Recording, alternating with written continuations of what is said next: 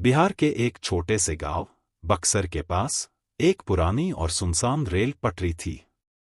इस पटरी पर कोई ट्रेन नहीं चलती थी, लेकिन गांव के लोग इसे भूतिया पटरी के नाम से जानते थे। गांव वालों का मानना था कि इस पटरी पर रात को कुछ अजीब और खौफनाक होता है।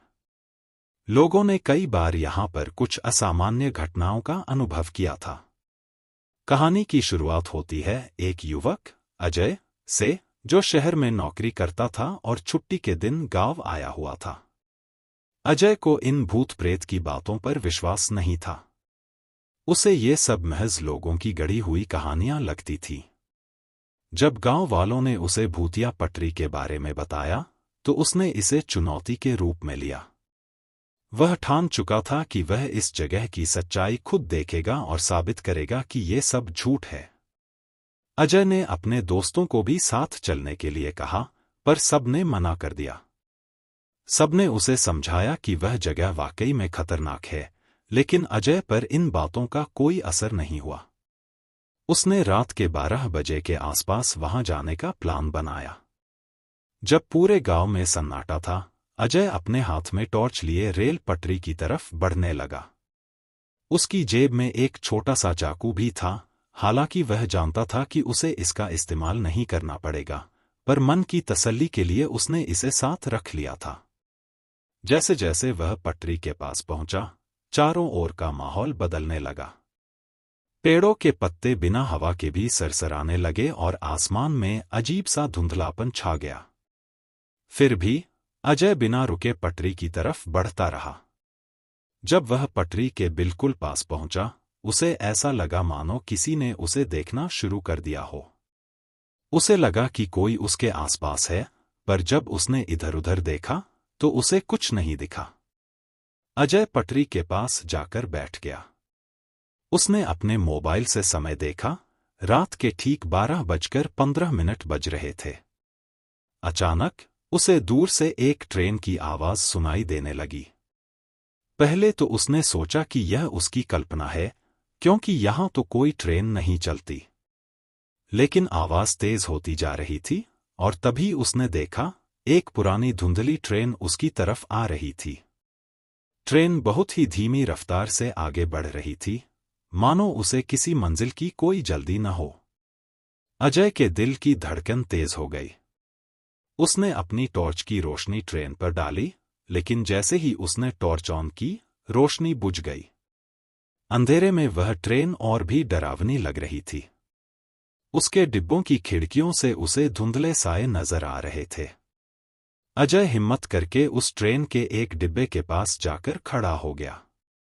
उसने देखा कि डिब्बे के अंदर लोग बैठे हैं, लेकिन उनके चेहरे साफ नहीं दिख रहे थे, मानो उनकी आंखों में सिर्फ खालीपन था। अजय ने जैसे ही डिब्बे में झांकने की कोशिश की, तभी अचानक ट्रेन का एक दरवाजा अपने आप खुल गया। अजय को अंदर से ठंडी हवा का झोंका महसूस हुआ और वह कांप गया। उसकी हिम्मत जवाब देने लगी, लेकिन वह पीछे नहीं हटा।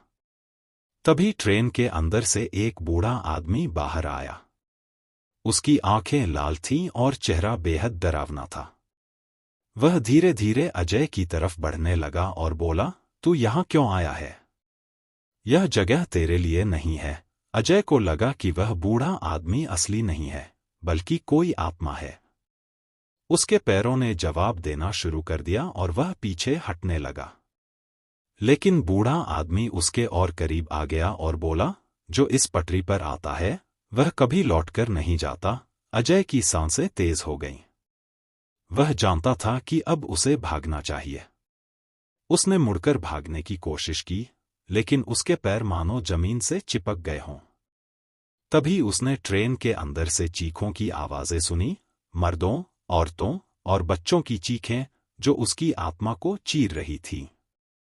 बूढ़े आदमी ने उसे बताया कि सालों पहले, अंग्रेजों के समय में, यहां एक भयानक ट्रेन हादसा हुआ था। उस हादसे में कई लोग मारे गए थे, और तब से उनकी आत्माएं इस पटरी पर भटक रही हैं। वह लोग कभी अपने घर नहीं पहुंच पाए, और आज भी उसी ट्रेन में सफर कर रहे हैं, जो कभी मंजिल पर नहीं पहुंचती। अजय को अब अपनी गलती का एहसास हो गया था, लेकिन अब बहुत देर हो चुकी थी। बूढ़े आदमी ने अपनी डरावनी हंसी के साथ कहा, अब तू भी इसी ट्रेन का हिस्सा बन जाएगा। अजय ने खुद को छुड़ाने की बहुत कोशिश की, पर उसके पैर जैसे वहीं जमे रहे। बूढ़े आदमी ने उसकी तरफ हाथ बढ़ाया और तभी अजय को ऐसा महसूस हुआ मानो उसकी आत्मा शरीर से अलग हो रही हो। वह जोर से चिल्लाया, लेकिन उसकी आवाज किसी ने नहीं सुनी। उसकी आंखों के सामने अंधेरा छा गया और उसके बाद उसे कुछ याद नहीं रहा। अगले दिन गांव वालों ने अजय को पटरी के पास बेहोश पड़ा पाया। वह बुरी तरह से डर चुका था। जब उसे होश आया तो वह लगातार एक ही बात बड़बड़ा रहा था, ट्रेन। बूढ़ा आदमी चीखे। उसकी मानसिक स्थिति पूरी तरह से बिगड़ गई थी। उसे अस्पताल में भर्ती कराया गया, लेकिन वह कभी ठीक नहीं हो पाया। गांव वालों ने उसके बाद कभी उस पटरी के पास जाने की हिम्मत नहीं की। लोग अब और भी यकीन करने लगे थे कि वह पटरी सच में भूतिया है। कोई नहीं जानता कि अजय के साथ उस रात क्या हुआ था, लेकिन यह साफ था कि वह पटरी किसी शापित जगह से कम नहीं थी।